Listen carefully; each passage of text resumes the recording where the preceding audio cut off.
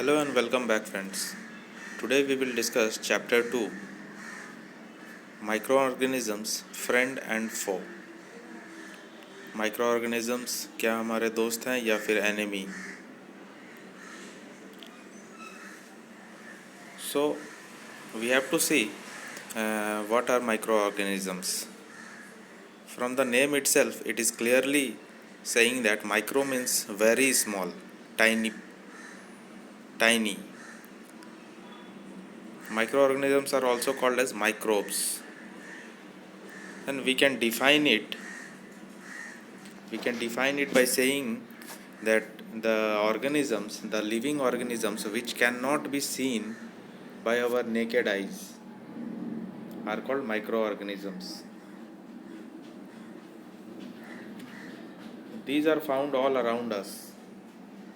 Generally, we cannot see it through our naked eyes, but it is found all around us.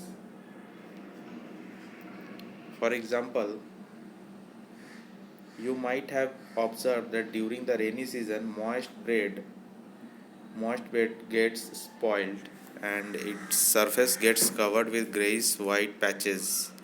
आप लोगों ने देखा होगा कि बारिश के सीज़न में ब्रेड के ऊपर एक पैचेस वाइट कलर का एक ऐसा आ जाता है, तो वो क्या है?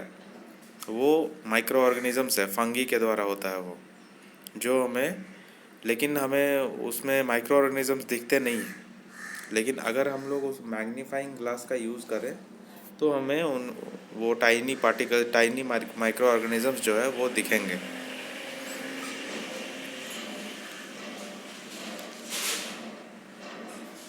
एक एक्टिविटी 2.1 में क्या दिया हुआ है? Collect some moist soil from the field in a beaker and add water to it. After the soil particles have settled down, observe a drop of water from the beaker under a microscope. What do you see? अगर हम लोग बाहर से moist मिट्टी ले आए, भीगा हुआ थोड़ा मिट्टी को ले आए और बीकर में उसे डाल दें और फिर उसमें वाटर को ऐड करें, देन सॉइल पार्टिकल जो वो तो सेटल डाउन हो जाएगा। और हम लोग जब उस वाटर का ड्रॉप को अगर हम लोग माइक्रोस्कोप में देखेंगे तो हमें उसमें दिखाई देगा माइक्रो ऑर्गेनिजम्स, बहुत सारे micro organism, tiny micro organism दिखाई देगा। वैसे ही अगर हम लोग पॉन्ड के भी वाटर को अगर यूज़ करते हैं, वैसे माइक्रोस्कोप के अंदर में स्लाइड्स में डाल करके अगर देखते हैं तो हमें बहुत सारा माइक्रो ऑर्गेनिजम्स उसमें तैरता हुआ दिखाई दे देगा। तो ऑल अराउंड आवर इन्वायरमेंट वो सब मौजूद रहते हैं, लेकिन हमें खुले आँखों से दिखाई नहीं देता है। तो these observations show that water and soil are full of tiny organisms. These microorganisms or microbes are so small in size that they cannot be seen with the unaided eye, means naked eye. Naked eye से दिखता ही नहीं है वो. Some of these, such as the fungus that grows on bread के ऊपर जो grow होता है वो fungus है. Some of these are such as the fungus that grows on bread can be seen with a magnifying glass, जो magnifying glass के through देखा जा सकता है. But others cannot be seen without the help of microscope. Means other micro organisms जो होता है वो फंगी से भी छोटे होते हैं, इसलिए मैग्नीफाइंग ग्लास से भी नहीं देखा जा सकता, उसके लिए माइक्रोस्कोप ही चाहिए होगा. That is why these are called micro organisms और माइक्रोब्स. इसलिए इन्हें माइक्रो ऑर्गेनिज्म और माइक्रोब्स कहा जाता है. Micro organisms are classified into 4 major groups. Micro organisms are वो 4 ग्रुप्स में क्लासिफाइड होते हैं: bacteria, fungi, protozoa and some algae. ये 4 हैं. Some of this common micro organisms are shown in figure 2.1 और 2.4. आइए हम लोग फिगर भी एक बार देख लेते हैं. फिगर में यहाँ 2.1 में ये बैक्टीरिया दिया हुआ है. बैक्टीरिया का शेप साइज कैसा होता है. देन ये एल्गी, 2.2 में ये एल्गी है, क्लैमिडोमोनास, स्पाइरोगायरा. देन प्रोटोजोआ में amoeba, paramecium. And then fungi में ब्रेड मोल्ड, पेनिसिलियम, एस्परजिलस, ये सब एग्जाम्पल्स है। अगर फंगी का एग्जाम्पल्स पूछा जाए तो इनमें से आप बोल सकते हैं। एग्जाम्पल्स को भी ध्यान में रखना है। तो हम लोग वापस इधर देखते हैं। इसके बाद है viruses. Viruses are also microscopic but are different from other microorganisms. They, however, reproduce only inside the cells of the host organism, which may be a bacterium, plant, or animal. Some of the viruses are shown in figure 2.5. Common ailments like cold, influenza, moist coughs. Most coughs are caused by viruses. Serious disease like polio, chickenpox are also caused by viruses. तो ये सब disease virus से cause होता है, और virus जो है वो बाकी माइक्रो ऑर्गेनिज्म से थोड़ा डिफरेंट होता है। माइक्रोस्कोपिक ये भी है, लेकिन ये डिफरेंट होता है क्योंकि ये रिप्रोड्यूस करता है, ये खुद को मल्टीप्लाई करता है, अपना नंबर को बढ़ाता है होस्ट के सेल के अंदर जा कर के, होस्ट के बॉडी में जा कर के। होस्ट ऑर्गेनिज्म जो होता है उसके बॉडी में, मतलब किसी और के बॉडी में जब वायरस घुसता है, इंटर करता है, तो उसके बॉडी में खुद को वो मल्टीप्लाई करता है, ऐसे नहीं। तो ये डिफरेंस है वायरस में और बाकी के माइक्रो ऑर्गेनिज्म जैसे बैक्टीरिया, फंगी, प्रोटोजोआ, एल्गी, उनके तुलना से ये वायरस जो है वो होस्ट ऑर्गेनिज्म के बॉडी में जाकर खुद को मल्टीप्लाई करने लगता है। Diseases like dysentery, malaria are caused by protozoa. अभी प्रोटोजोआ है, प्रोटोजोआ से डाइसेंट्री, मलेरिया ये सब होता है। Whereas typhoid and tuberculosis are bacterial diseases. तो ये एग्जाम्पल्स एग्ज़ाम में पूछे भी जाते हैं कि name two diseases which are caused by protozoa या बैक्टीरिया या वायरस। तो ये सब आप लोगों को याद रखना होगा, कौन से माइक्रो ऑर्गेनिज्म से कौन सा डिजीज़ होता है। और ये पिक्चर भी ड्रॉ करने को कभी आता है, अगर शॉर्ट नोट्स अगर आए तो पिक्चर ड्रॉ करके एक्सप्लेन करना अच्छा होगा। देन हम लोग पढ़ेंगे फ्रेंडली माइक्रो ऑर्गेनिज्म। नहीं, where do microorganisms live. First हम लोग माइक्रो ऑर्गेनिजम्स कहाँ रहते हैं ये देखते हैं। Microorganisms may be single celled like bacteria, some algae and protozoa, और मल्टी सेल्यूलर। माइक्रो ऑर्गेनिज्म या तो सिंगल सेल्ड हो सकता है या मल्टी सेल्यूलर हो सकता है। सिंगल सेल या मल्टी सेल्यूलर हो सकता है, मीन्स एक सेल का भी बना हुआ हो सकता है जैसे बैक्टीरिया या कुछ एल्गी या प्रोटोजोआ, या मल्टी सेल्यूलर भी हो सकता है, such as many algae and fungi और मल्टी सेल्यूलर। तो यहाँ से भी एक शॉर्ट क्वेश्चन आ सकता है कि name a micro organism which is single celled. तो आप उसमें बैक्टीरिया बता सकते हैं, एल्गी बता सकते हैं, प्रोटोजोआ बता सकते हैं। और मल्टी सेल्यूलर बोला गया तो एल्गी और फंगी भी होगा, एल्गी भी होगा, कुछ कुछ एल्गी भी होता है।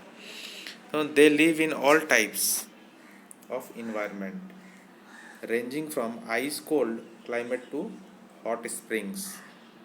ये जो है माइक्रो ऑर्गेनिज्म, ये आइस कोल्ड क्लाइमेट से लेकर के हॉट स्प्रिंग्स तक में सब जगह ही होता है।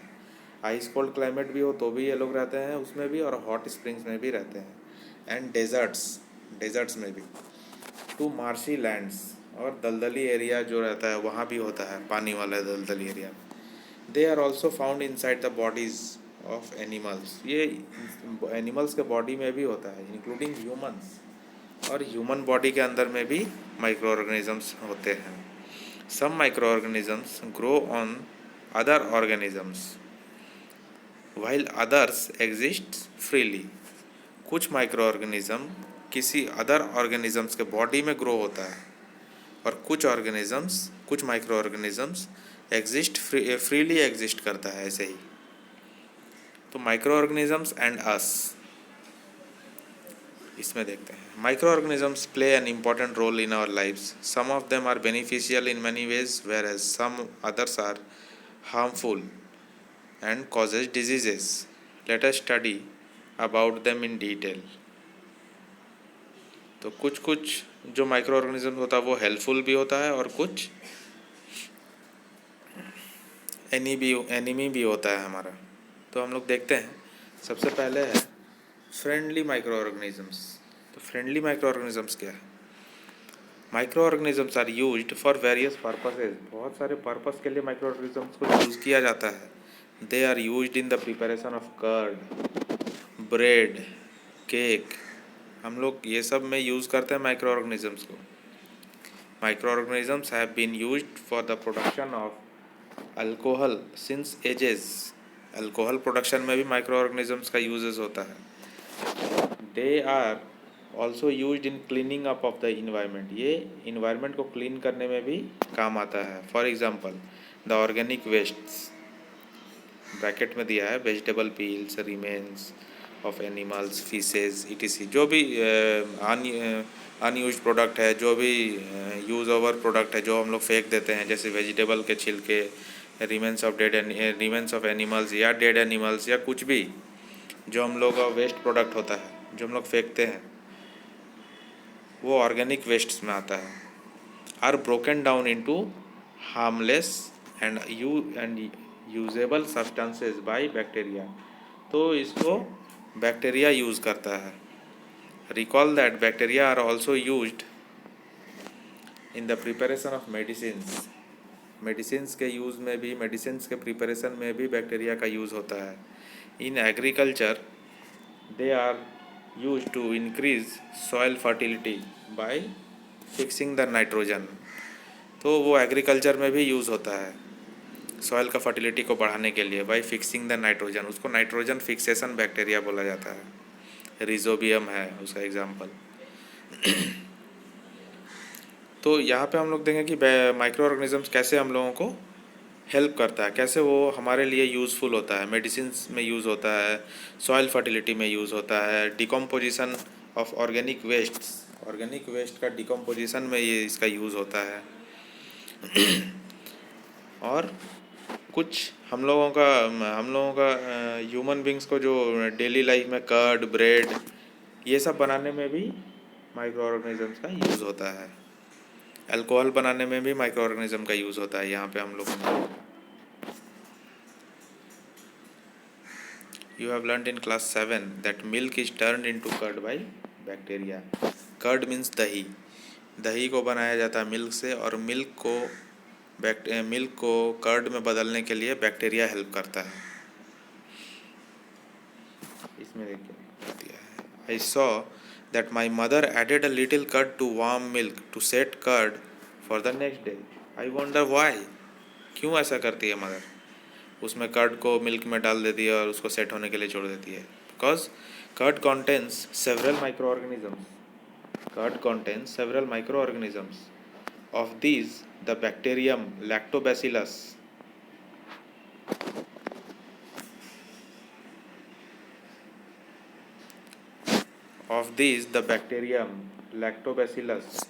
promotes the formation of curd. यही बैक्टीरिया रिस्पॉन्सिबल होता है कर्ड को बनने में, bacterium lactobacillus.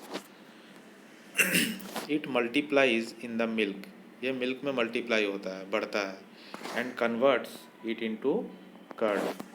Bacteria are also involve in the making of cheese. Cheese बनाने में भी यूज़ होता है, पिकल्स बनाने में भी यूज़ होता है, and many other food items. और बहुत सारे फूड आइटम्स बनाने में बैक्टीरिया को यूज़ किया जाता है। एन इम्पॉर्टेंट इंग्रेडिएंट ऑफ रावा, यानी जिसको सूजी बोलते हैं, सूजी, रवा, idlis, भटूराज is curd.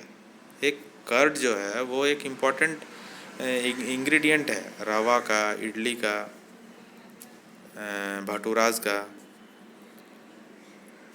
Bacteria and yeast are also helpful for fermentation of rice, idli and dosa batter. Rice idli जो हम लोग बनाते हैं, इडली जो बनाते हैं और डोसा जो बनाते हैं, उसका जो बैटर फॉर्मेशन होता है उसमें फर्मेंटेशन का प्रोसेस होता है। और फर्मेंटेशन का प्रोसेस के लिए बैक्टीरिया एंड ईस्ट का हेल्प लिया जाता है। देन हम लोग देखते हैं यहाँ एक्टिविटी 2.3 में, टेक हाफ kg फ्लोर। आटा और मैदा, add some sugar and mix with warm water.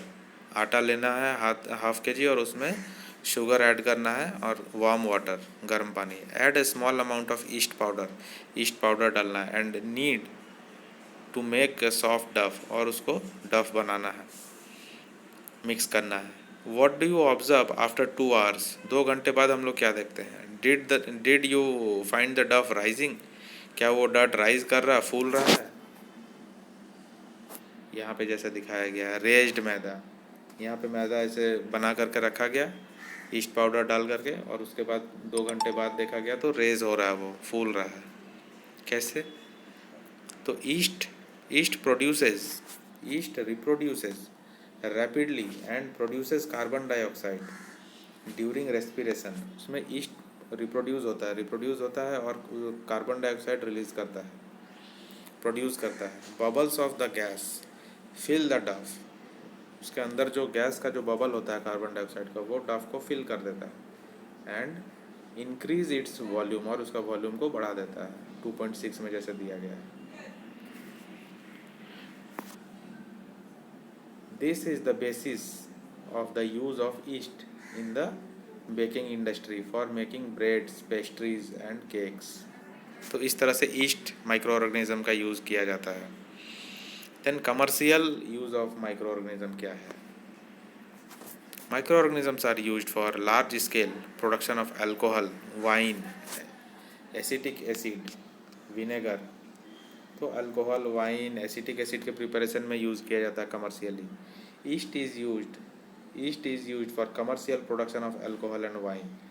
For this purpose yeast is grown on natural sugars present in grains like barley, wheat, rice, crushed fruits, fruit juices etc। ऐसे करके commercially alcohol and wine को prepare किया जाता है east के help ले करके।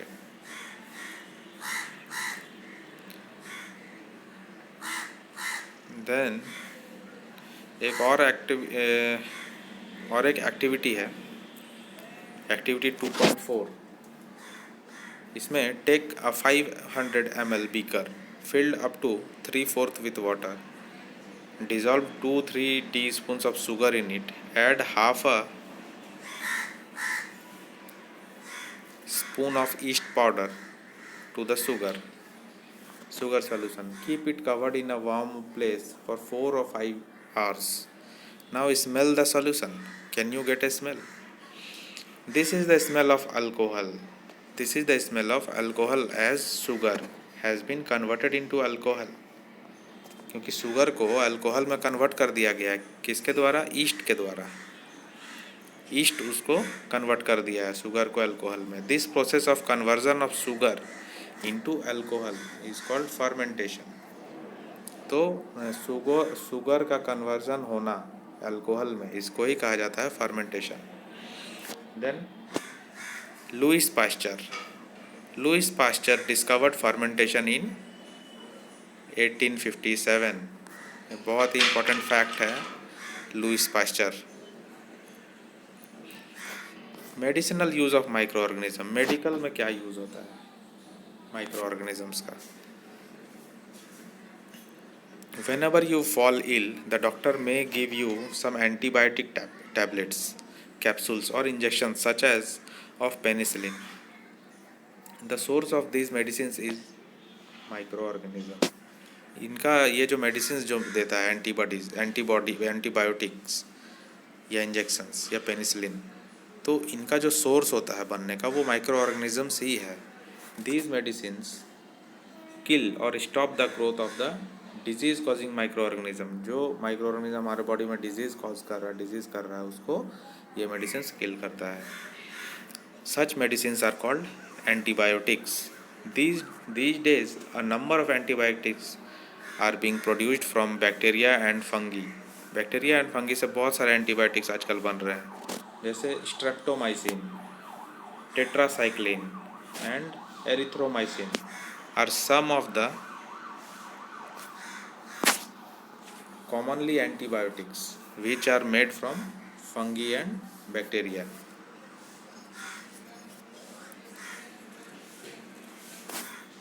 The antibiotics are manufactured by growing specific microorganism and are used to cure a variety of diseases. Antibiotics are even mixed with the feed of livestock and poultry to check microbial infection in animals. Antibiotics को उनके feed में, poultry के, livestock के, kettles के feed में भी, खाना में भी मिलाया जाता है ताकि माइक्रोबियल इन्फेक्शन जो है, अगर कोई इन्फेक्शन हो रखा है एनिमल्स में, तो वो कंट्रोल किया जा सके. They are also use to control many plant diseases. तो प्लांट डिजीजेज में भी इसको बहुत तरीके से यूज़ किया जाता है और लाइव स्टॉक में, पोल्ट्री में भी यूज़ किया जाता है और ह्यूमन बींग्स के लिए भी एंटीबायोटिक्स बनाने में यूज़ किया जाता है.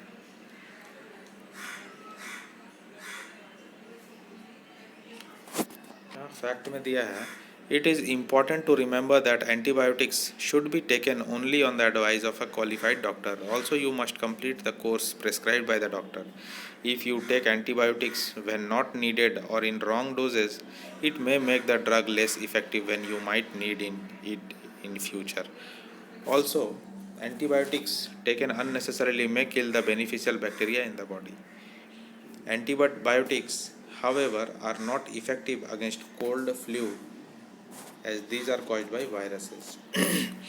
तो एंटीबायोटिक्स हमें जब भी ज़रूरत हो तो हम लोग डॉक्टर्स के अंडर में ही हमें लेना चाहिए. क्वालिफाइड डॉक्टर्स के एडवाइस के बाद ही लेना चाहिए, खुद से नहीं लेना चाहिए. अगर हम लोग खुद से लेते हैं तो वो उसका जब बाद में हमें ज़रूरत पड़ेगा तो उसका असर भी बाद में कम होने लगता है.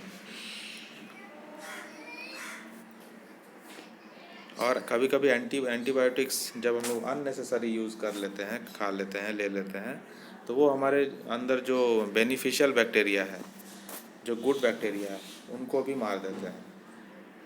और एंटीबायोटिक्स जो है वो कोल्ड एंड फ्लू में इफ़ेक्टिव नहीं होता है, क्योंकि कोल्ड एंड फ्लू जो होता है वो वायरस से होता है. तो वायरस को मार नहीं सकता है antibiotics. Then vaccine. When a disease carrying microbe enters our body, the body produces antibodies to fight the invader. जब भी हमारे बॉडी में माइक्रोब्स बाहर से इंटर करता है जो डिजीज़ कॉज करता है, डिजीज़ करने के लिए, तो हमारा बॉडी खुद ब खुद एंटीबॉडीज़ बनाता है जो उनसे फाइट करता है, बाहर से आने वाले जो इन्वेडर हैं माइक्रो ऑर्गेनिजम्स, उनसे फाइट करते हैं. The body also remembers how to fight the microbe if enters again. अगर बॉडी में दोबारा घुसता है वो, तो भी बॉडी को पता है कैसे उससे फाइट करना है. If dead or weakened microbes are introduced into a healthy body. अगर कोई मरा हुआ, डेड या वीकेंड या वीक माइक्रोब्स, कमज़ोर microbe are introduced healthy body में, अगर उसको डाला जाता है, द बॉडी फाइट्स, बॉडी उसके साथ फाइट करता है and kills the invading bacteria by producing suitable antibodies. The antibodies remain in the body and we are protected from disease causing microbes forever. जब एक बार हमारा बॉडी कोई माइक्रो ऑर्गेनिजम्स को fight करता है, बाहर से आने वाला माइक्रो और डिजीज़ से हमें बचाता है, तो उसके बाद भी फ्यूचर में भी जब वो माइक्रो ऑर्गेनिज्म फिर अटैक करता है तो हमारा वो इम्यूनिटी बन जाता है कि हम फिर से उसको इजीली फाइट कर सकते हैं फ्यूचर में. तो उसको ही इम्यूनिटी कहते हैं. This is how a vaccine works. Several diseases including cholera, tuberculosis, smallpox and hepatitis can be prevented by vaccination. तो वैक्सीनेशन में यही होता है. वैक्सीनेशन में डेड और वीक माइक्रो ऑर्गेनिजम्स को हमारे बॉडी में डाला जाता है और हमारा बॉडी उससे फाइट करने के लिए एंटीबॉडीज़ प्रिपेयर करता है और फिर उसको किल कर देता है. और वो एंटीबॉडीज़ हमारे बॉडी में स्टोर्ड रहता है और फ्यूचर में हमें फिर कभी कोई माइक्रो ऑर्गेनिजम्स के, बाहरी माइक्रो ऑर्गेनिज्म से कोई अटैक होता है तो हमें उस टाइम में वो बचाता है. तो यही है vaccination. Edward Jenner. Edward Jenner discovered the vaccine for smallpox in 1798. Facts to be remembered. In your childhood, you must have been given injections to protect yourself against several diseases. Can you prepare a list of these diseases? You may take help from your parents. It is essential to protect all children against these diseases. Necessary vaccines are available in the nearby hospitals. जैसे बचपन में हमें pulse polio programme के under में हम लोगों को vaccine दिया जाता है, उस तरह का ये बात किया जा रहा है कि क्या हमें याद है बचपन से बहुत सारा हमें इंजेक्शंस दिया गया है बहुत सारे माइक्रो ऑर्गेनिजम्स से बचने के लिए. A worldwide campaign against smallpox has finally led to its eradication from most parts of the world. तो वर्ल्ड वाइड कैंपेन चलता है. स्मॉल पॉक्स के लिए भी एक कैंपेन चला था वर्ल्ड वाइड, इसको इराडिकेट करने के लिए, इसको अपरूट करने के लिए, ख़त्म करने के लिए. These days vaccines are made on the large scale from microorganisms to protect humans and other animals from several diseases. तो पहले से ही वैक्सीनेशंस होता रहा है स्मॉल पॉक्स का, पोलियो का, और आजकल जो प्रिवेलिंग कंडीशंस है कोरोना वायरस का, तो कोरोना वायरस में भी हमें वैक्सीन लेना पड़ा. तो वो वैक्सीन भी वही है, वायरस का डेड फॉर्म या फिर वीक फॉर्म को ह्यूमन बॉडी में डाला गया ताकि वो उससे फाइट करना सीखे और एंटीबॉडीज़ डेवलप करे. जैसे हमारे बॉडी में एंटीबॉडीज़ डेवलप होने लगा तो हम लोग उससे फ्यूचर में भी फाइट करने के लिए एलिजिबल हो गए और फाइट करने के लिए हम लोग एबल हो गए, ताकि फ्यूचर में भी वायरस कभी अटैक करे तो हम लोग उससे फाइट कर पाएँ. देन है increasing soil fertility. Some are able to fix nitrogen from atmosphere to enrich the soil and with nitrogen and increase its fertility. तो नाइट्रोजन को फिक्स करके सॉइल का फर्टिलिटी को बढ़ाता है बैक्टीरिया.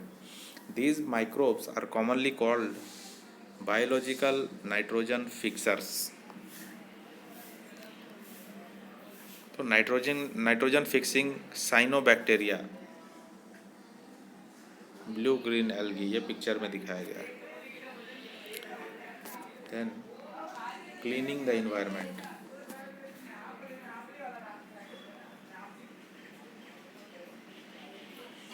इसमें एक्टिविटी है. Boojho and Paheli had observed the school gardener making manure along with their friends. They collected waste of plants, vegetables, fruits from nearby houses and gardens. They put them in a pit meant for waste disposal. After some time it decomposed and got converted to manure. Bujo and Paheli wanted to know how this had happened. तो ये कैसे हुआ. हम लोग देखे हैं gardener जो होता है, गार्डन में काम करने वाला, वो मैन्योर को बनाता है. मैन्योर जो हम लोग लास्ट चैप्टर में पढ़े थे. तो वो क्या करता है, प्लांट वेस्ट, जो डेड प्लांट्स है, वेजिटेबल वेस्ट है या फ्रूट वेस्ट है, नियर बाई हाउसेज से कलेक्ट करता है और गार्डन में एक जगह पे एक गड्ढा खोद करके उसमें सारा वेस्ट डाल देता है, डिस्पोज कर देता है. और कुछ समय बाद वो डिकम्पोज हो जाता है बैक्टीरिया के ज़रिए. उसमें बैक्टीरिया आता है और बैक्टीरिया उसको डिकम्पोज करता है और देन वो मैन्योर बनता है.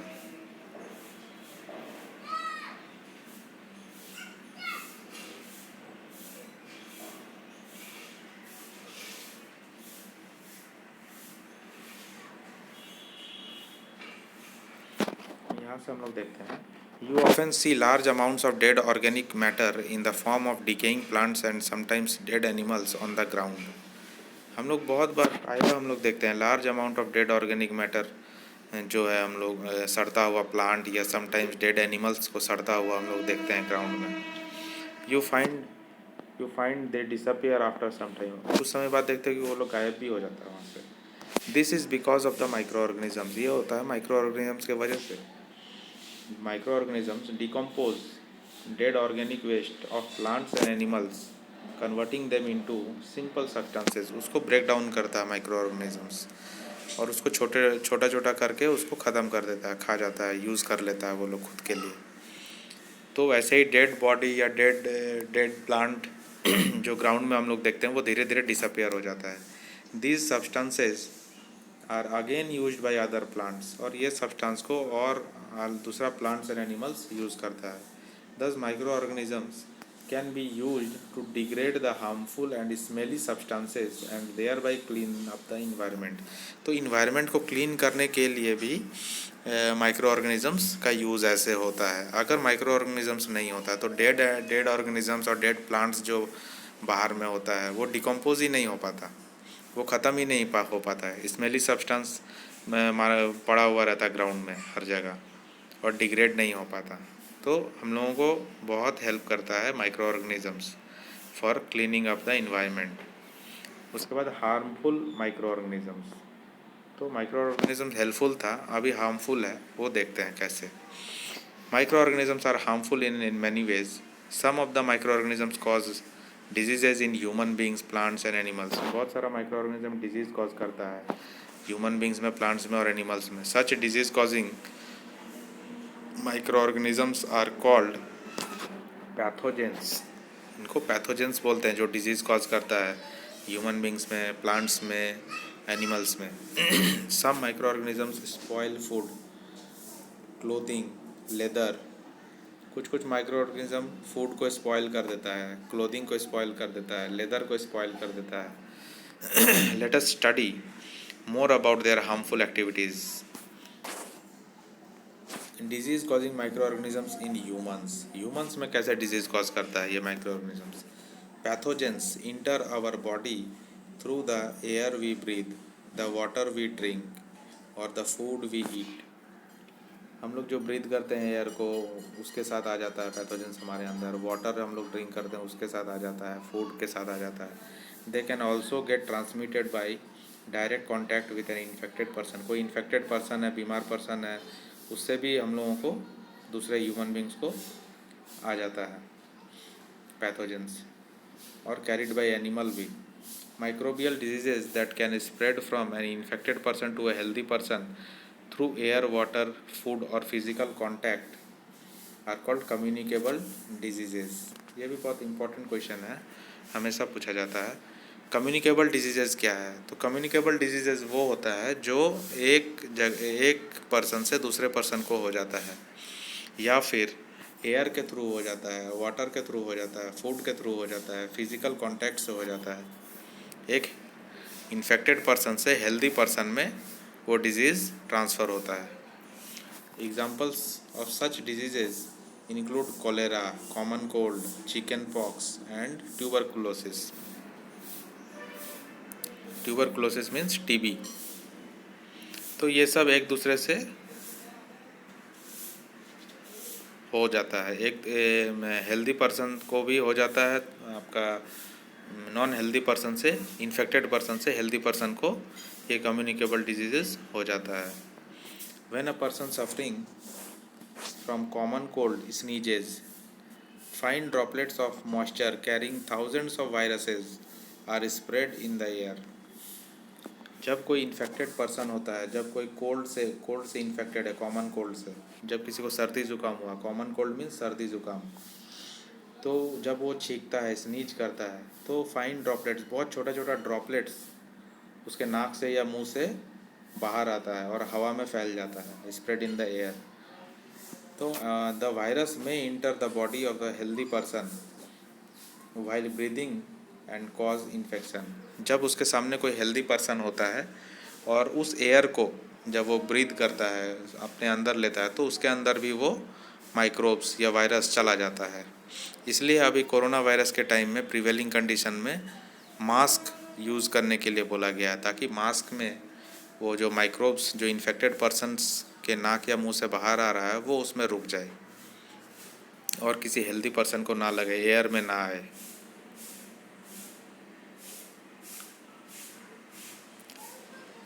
देन हम लोग देखेंगे कैसे हम लोग बच सकते हैं इससे, कम्युनिकेबल डिजीज़ से. There are some insects and animals which act as carriers. तो कुछ इंसेक्ट होता है, एनिमल्स होता है जो कैरियर की तरह काम करता है ऑफ डिजीज़ कॉजिंग माइक्रोब्स को कैरी करने वाला. जैसे house fly is one such carrier. House fly, मक्खी. The flies sit on the garbage. कूड़े कचड़े पर जब वो मक्खी बैठता है, फ्लाइज, एंड एनिमल एक्सक्रेटा और वेस्ट प्रोडक्ट पे, एनिमल वेस्ट प्रोडक्ट पे pathogens stick to their bodies, pathogens जो है उसके बॉडी में स्टिक हो जाता है, चिपक जाता है। When these flies sit on uncovered food they may transfer the pathogens, और जब ये अनकवर्ड फूड पे बैठता है तब उसको पैथोजेंस को फूड पे ट्रांसफ़र कर देता है। whoever eats the contaminated food is likely to get sick, जब भी कोई इंसान उस फूड को, अनकवर्ड फूड को खाता है, इन्फेक्टेड फूड को खाता है, तो वो बीमार पड़ जाता है। So it is advisable always to keep food covered, इसीलिए इसे एडवाइस किया जाता है कि फूड को हमेशा कवर करके रखना चाहिए। Avoid consuming uncovered items of food, जो अनकवर्ड फूड है उसको अवॉइड करना चाहिए। Another example of carrier is female anopheles mosquito.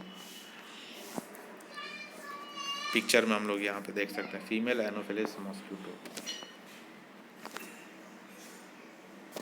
which carries the parasite of malaria plasmodium. Female Aedes mosquito acts as carrier of dengue virus, और Aedes mosquito dengue virus को carry करता है, और Anopheles mosquito malaria को carry करता है, parasite of malaria को।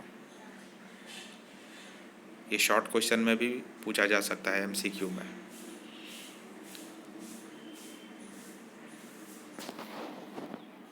All mosquitoes breed in water, सारे मॉस्क्यूटोज अपने आप को मल्टीप्लाई करता है वाटर में। Hence one should not let water collect anywhere, so one should not let water collect, तो कहीं पे पानी हम लोगों को जमने नहीं देना चाहिए। जैसे कूलर में, टायर्स में, वेस्ट पड़ा हुआ टायर्स में, फ्लावर पॉट, बाहर में पॉट रखा हुआ है, उसमें पानी जम गया है, बारिश का पानी जम गया है, तो उसमें मॉस्क्यूटोज़ उसमें बॉर्न होते हैं, मॉस्क्यूटोज़ उसमें ही मल्टीप्लाई होते हैं। By keeping the surroundings clean and dry we can prevent mosquitoes from breeding. अगर हम लोग अपना इन्वायरमेंट को क्लीन और ड्राई रखते हैं तो हम लोग मॉस्क्यूटोज़ से बच सकते हैं। यहाँ पे है बहुत ही अच्छा एक चार्ट दिया हुआ है, वेरी इंपॉर्टेंट है।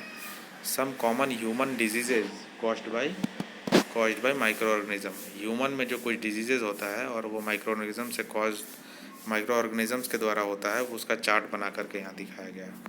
जैसे पहला है ट्यूबरकुलोसिस, टीबी, पॉजिटिव एजेंट है इसका, पॉजिटिव माइक्रो ऑर्गेनिज्म है, बैक्टीरिया के द्वारा होता है। और कैसे होता है ना, एयर से होता है, एयर से ये फैलता है। इसका preventive measure, keep the patient in complete isolation, patient को हमेशा अकेला रखना चाहिए आइसोलेशन में। Keep the personal belongings of the patient away from those of the others, उसका पर्सनल बिलोंगिंग जो पर्सनल सामान जो दूसरे से दूर रखना चाहिए। Vaccination to be given at suitable age, और वैक्सीनेशन भी इसको सूटेबल एज में दिया जाना चाहिए। सेकेंड है मीजल्स, वायरस के द्वारा होता है, एयर से फैलता है, इसका भी वही है preventive major. Chicken pox virus के द्वारा होता है, पोलियो वायरस के द्वारा होता है, सब एयर और कॉन्टैक्ट से होता है, ये एयर और वाटर से होता है। कोलेरा बैक्टीरिया से होता है, वाटर और फूड से ट्रांसमिट होता है। टाइफॉइड बैक्टीरिया से होता है, वाटर से होता है, वाटर से फैलता है। तो इसमें क्या है preventive measure, maintain personal hygiene and good sanitary habits, consume properly cooked foods and boiled drinking water, then vaccination. उसके बाद हेपेटाइटिस ए वायरस के जरिए होता है और वाटर के थ्रू फैलता है। Drink boiled water, boiled drinking water and vaccination. Then है मलेरिया, प्रोटोजोआ से होता है और मॉस्क्यूटो इसका कैरियर है। जैसे ये वाटर से होता है ये, तो ये मॉस्क्यूटो से होता है, मॉस्क्यूटो इसका कैरियर है प्रोटोजोआ का। इसका प्रिवेंटिव मेजर है use mosquito net and repellents, spray insecticides and control breeding of mosquitoes by not allowing water to collect in the surrounding. अपने सराउंडिंग्स में वाटर को कलेक्ट नहीं होने देना है, तभी हम लोग मॉस्क्यूटो से बच सकते हैं। Some of the diseases affecting humans, their mode of transmission and few general methods of prevention are shown in table 2.1। Table 2.1 में शो किया गया है। टेबल 2.1 जो हम लोग अभी देखें, यह है टेबल 2.1। इसमें सारे डिजीज़ दिया गया है, कॉजेटिव और माइक्रो ऑर्गेनिज्म दिया हुआ है और मोड ऑफ ट्रांसमिशन दिया है, साथ में प्रिवेंटिव मेजर भी दिया गया है। ये वेरी इंपॉर्टेंट चार्ट है। Then disease causing micro organisms in animals. Several microorganisms not only cause diseases in humans, plants, but also in other animals. Human plants में ही नहीं, एनिमल्स में भी डिजीज ये लोग करते हैं माइक्रो ऑर्गेनिज्म के द्वारा। For example anthrax is a dangerous human and cattle disease caused by bacterium. Bacteria के द्वारा ये एंथ्रैक्स होता है जो बहुत ही डेडली होता है, डेंजरस होता है। Then foot and mouth disease of cattle is caused by virus. ये सब एमसीक्यू में क्वेश्चन पूछा जा सकता है कि फुट एंड माउथ डिजीज जो है कैटल में वो किसके द्वारा होता है, किस माइक्रो ऑर्गेनिज्म, तो वायरस से होता है। Disease causing micro organisms in plants. Several micro organisms cause disease in plants like wheat, rice, potato, sugar cane, orange, apple and others. ये सब में भी डिजीज होता है माइक्रो ऑर्गेनिज्म के जरिए। The diseases reduce the yield of crops. Crop production को ये डिजीज जो है वो कम कर देता है। See table 2.2 for some such plant diseases they can be controlled by the certain use of certain chemicals which kill the microbes. तो ये चार्ट दिया गया है जिसमें प्लांट डिजीज दिया हुआ है bye micro organisms. Citrus, canker bacteria के द्वारा होता है और मोड ऑफ ट्रांसमिशन एयर है, एयर से फैलता है। रस्ट ऑफ व्हीट फंगी से होता है, एयर और seed. Yellow vein mosaic of भिंडी वायरस से होता है, इंसेक्ट के द्वारा होता है, फैलता है। देन आता है फूड पॉइजनिंग। फूड पॉइजनिंग क्या होता है? Food poisoning could be due to consumption of food spoiled by some microorganism। Micro organism के द्वारा जब स्पॉइल किया हुआ पर ख़राब किया हुआ खाना हम लोग खा लेते हैं तब फूड पॉइजनिंग हो जाता है। Micro organisms that grow on our food sometimes produce toxic substances. बहुत जहरीला सब्सटेंसेस, जहरीला पदार्थ हमारे फूड में वो ग्रो हो जाता है जब माइक्रो ऑर्गेनिजम्स उस पर बैठते हैं। These make the food poisonous, और पॉइजनस कर देता है फूड को और हम लोग उसको खाते हैं और इल हो जाते हैं, बीमार हो जाते हैं। देन फूड प्रिजर्वेशन, कैसे फूड को बचाया जा सके।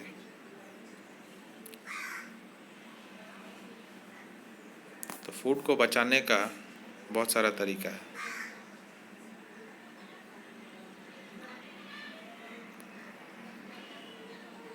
तो हम लोग देखते हैं क्या क्या तरीका है फूड को बचाने का। कुछ कॉमन मेथड्स है जो हमारे घर में यूज़ किया जाता है फूड को बचाने के लिए माइक्रोब से। पहला है केमिकल मेथड पढ़ते हैं। Salts and edible oils are common chemicals generally use to check the growth of micro organism. Micro organism को ग्रोथ को कम करने के लिए सॉल्ट और एडिबल ऑयल, खाने का तेल, इसको जनरली यूज़ किया जाता है। Therefore they are called as preservative. इसीलिए सॉल्ट और एडिबल ऑयल को प्रिजर्वेटिव बोला जाता है। वी ऐड सॉल्ट और acid preservatives to pickles to prevent the attack of microbes. हम लोग जब घर में अचार बनाते हैं, पिकल्स बनाते हैं, तो हम लोग उसमें सॉल्ट और एसिड प्रिजर्वेटिव डालते हैं ताकि माइक्रोब्स के अटैक से बचा जा सके। Then sodium benzoate and sodium metabisulphite are common preservative. कुछ प्रिजर्वेटिव का नाम है ये जो खाने में डाला जाता है लंबे समय तक खाने को बचाने के लिए। Sodium benzoate and sodium metabisulphite, ये सब एमसीक्यू में पूछा जा सकता है। There are also these are also used in jams, squashes to check their spoilage. Jam और स्क्वैश जो बनता है उसमें भी ये सब प्रिजर्वेटिव डाला जाता है। Preservation by common salt, salt के द्वारा कैसे प्रिजर्वेशन होता है। Common salt has been used to preserve meat and fish और फॉर एजेस। कॉमन सॉल्ट को यूज़ करके मीट और फिश को बहुत सालों तक, बहुत एजेस तक रखा जा सकता है। Meat and fish are covered with dry salt to check the growth of bacteria. Meat and fish को ड्राई सॉल्ट से कवर करके रखा जा सकता है बैक्टीरिया से बचाने के लिए। Salting is also use to preserve amla, raw mangoes, tamarind. तो ये सब आंवला को, रॉ मैंगोज को, कच्चे आम को या टैमरिंड इमली को भी बचाने के लिए सॉल्टिंग किया जाता है।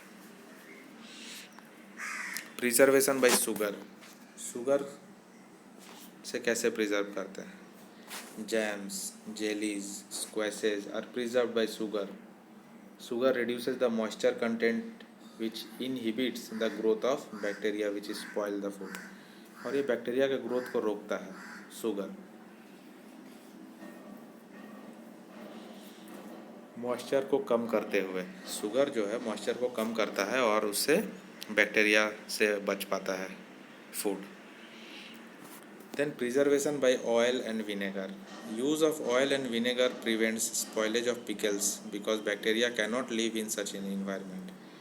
तो ऑयल और विनेगर भी फूड को बचाता है, क्योंकि ऑयल और विनेगर जो इन्वायरमेंट बनाता है पिकल्स में, अचार में, तो उस कंडीशन में बैक्टीरिया वहाँ पे सर्वाइव नहीं कर पाता है। Vegetables, fruits, fish and meat are often preserve by this method. तो इस मेथड से वेजिटेबल और फूड और मीट, फ्रूट्स में फिश, मीट को भी प्रिजर्व करके रखा जाता है। Heat and cold treatment. You must have observe your mother boiling milk before it is stored और यूज्ड। रखने से पहले मिल्क को बॉयल कर देते हैं घर में, मदर करती है, हम लोग देखते हैं बॉयल किया जाता है मिल्क को स्टोर करने से पहले। बॉइलिंग क्या करता है? Boiling kills many organisms. Similarly we keep our food in the refrigerator also. Low temperature inhibits the growth of microbes. जैसा कि हम लोग जब हीट करते हैं, हाई टेम्परेचर पे हीट करते हैं, तो भी माइक्रोब्स वहाँ पे बच नहीं पाता है। और जब हम लोग लो टेम्परेचर में, जैसे रेफ्रिजरेटर में अपना फूड रखते हैं, तो वहाँ भी लो टेम्परेचर में भी माइक्रोब्स नहीं बच पाता है। तो बहुत देर तक हमारा फूड जो है वो अच्छा रहता है, गुड कंडीशन में रहता है। यहाँ एक क्वेश्चन है, ज़रूरी क्वेश्चन है ये। Why does the milk that comes in packets not spoil? जो पैकेट में जो मिल्क आता है वो स्पॉइल क्यों नहीं होता है, वो ख़राब क्यों नहीं होता है? My mother told me that the milk is pasteurised. What is pasteurisation? तो वो मिल्क पैस्चराइज्ड होता है, इसलिए ख़राब नहीं होता है। तो हम लोग देखते हैं कि पैस्चराइजेशन क्या है। Pasteurised milk can be consumed without boiling as it is free from harmful microbes. Pasteurised milk जो आता है पैकेट में, उसको हम लोग बिना बॉयल किए भी पी सकते हैं, यूज़ कर सकते हैं, क्योंकि वो फ्री होता है हार्मफुल माइक्रोब्स, उसमें माइक्रोब्स नहीं होता है। The milk is heated to about 70 degree Celsius to 70 degree Celsius for 15 to 30 seconds. 15 to 30 seconds तक उसको 70 डिग्री सेल्सियस पे हीट किया जाता है। And then suddenly chilled and stored, और उसके बाद सडन चिल्ड किया जाता है और स्टोर कर लिया जाता है। बाय डूइंग सो, ये करने से it prevents the growth of microbes, इससे माइक्रोब्स ग्रो नहीं होता है। This process was discovered by Louis Pasteur. It is called pasteurisation. ये बहुत ही इंपॉर्टेंट है, एग्जाम पॉइंट ऑफ व्यू से भी एग्जाम में भी पूछा जाता है व्हाट इज़ पैस्चराइजेशन। तो the pasteurisation is a process discovered by Louis Pasteur in which milk is heated to about 70 degrees Celsius for 15 to 30 seconds and then suddenly chilled and stored. So this is called pasteurization. Storage and packaging. Storage and packing. These days dry fruits and even vegetables are sold in sealed airtight packets to prevent the attack of microbes. Nitrogen fixation. You have learnt about bacterium rhizobium in class 6 and 7. It is involved in the fixation of nitrogen in leguminous plants, pulses. Recall that rhizobium lives in the root nodules of the leguminous plant. Leguminous plants जो होता है जिससे हम लोग pulses प्राप्त करते हैं, दाल का जो प्लांट होता है उसके रूट्स में rhizobium रहता है, rhizobium bacteria. Such as beans, peas, इसमें भी with which it has symbiotic relationship, जिसके साथ सिम्बायोटिक रिलेशनशिप होता है. Sometimes nitrogen gets fixed through the action of lighting, but you know that the amount of nitrogen in the atmosphere remains constant. You may wonder how. Let us understand this in the context section.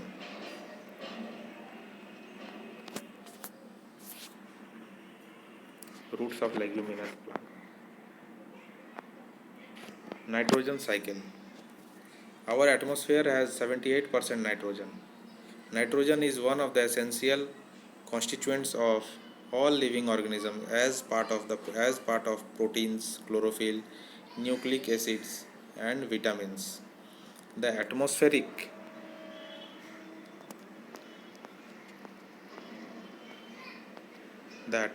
nitrogen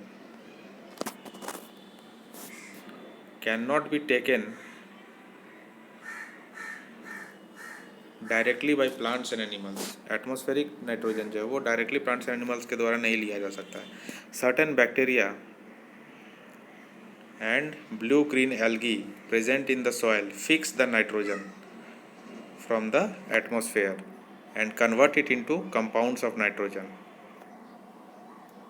तो हम लोग directly nitrogen को use नहीं कर सकते हैं, इसलिए कुछ बैक्टीरिया होता है और ब्लू ग्रीन एल्गी होता है जो सॉइल में नाइट्रोजन को सॉइल में फिक्स करता है एटमॉस्फेरिक नाइट्रोजन को और कन्वर्ट करता है कंपाउंड्स ऑफ नाइट्रोजन में. Once nitrogen is converted into this usable compounds, it can be utilised by plants from the soil through their root system. Nitrogen is then used for synthesis of plant proteins and other compounds. Animals feeding on plants get these proteins and other nitrogen compounds. तो animals जो in plants पे depend है उन लोगों को directly वो protein और nitrogen मिल जाता है. When plants and animals die, bacteria and fungi present in the soil convert the nitrogenous waste into nitrogenous compound to be use by plants again. जब कोई प्लांट्स एंड एनिमल डेड हो जाता है, die हो जाता है, तो वो मिट्टी में जाता है, मिट्टी में चला जाता है और देन मिट्टी में नाइट्रोजिनस वेस्ट को जो है कन्वर्ट किया जाता है नाइट्रोजिनस कंपाउंड में बाय बैक्टीरिया एंड फंगी और देन उसको फिर प्लांट यूज़ करता है. Certain other bacteria convert some part of them to nitrogen gas, which does back into the atmosphere. As a result, the percentage of nitrogen in the atmosphere remains more or less constant. इसीलिए atmosphere में nitrogen का जो amount होता है, percentage होता है, वो constant रहता है. ये नाइट्रोजन साइकिल का डायग्राम दिया हुआ. नाइट्रोजन साइकिल ये एग्ज़ाम में पूछता है नाइट्रोजन साइकिल. तो नाइट्रोजन साइकिल को एक्सप्लेन भी करना है और साथ ही साथ ऐसा रिप्रेजेंटेशन भी करता है, सिंबॉलिक रिप्रेजेंटेशन करना है ताकि मार्क्स अच्छा मिल पाए.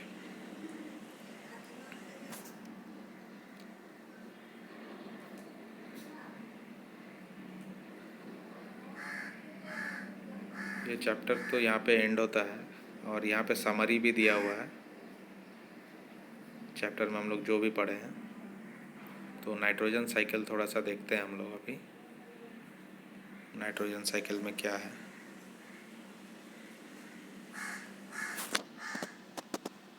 Compounds of nitrogen in the soil. यहाँ से अपटेक बाय प्लांट्स इसको यहाँ से ले रहा है. देन यहाँ से प्लांट से डायरेक्टली एनिमल्स उसको खाते हैं, animals eat plants. Then nitrogenous waste from excretion and dead. जब एनिमल्स मर जाते हैं तो उसके बॉडी में जो रहता है नाइट्रोजन वो वापस फिर से सॉइल में आ जाता है या फिर एक्सक्रीशन करता है, वो वेस्ट प्रोडक्ट उसका होता है. वेस्ट प्रोडक्ट में भी नाइट्रोजन रहता है, वो फिर से सॉइल में चला जाता है. फिर यहाँ से जब हम लोग देखते हैं bacteria turn compounds of nitrogen into gaseous nitrogen. तो सॉइल में जो नाइट्रोजन है उसको बैक्टीरिया जो है उस नाइट्रोजन को गैस में कन्वर्ट करता है और देन एटमॉस्फेरिक नाइट्रोजन होता है वो एटमॉस्फेयर में जाता है और एटमॉस्फेयर से फिर लाइटनिंग प्रोसेस से देन फिर वो सॉइल में वापस आता है.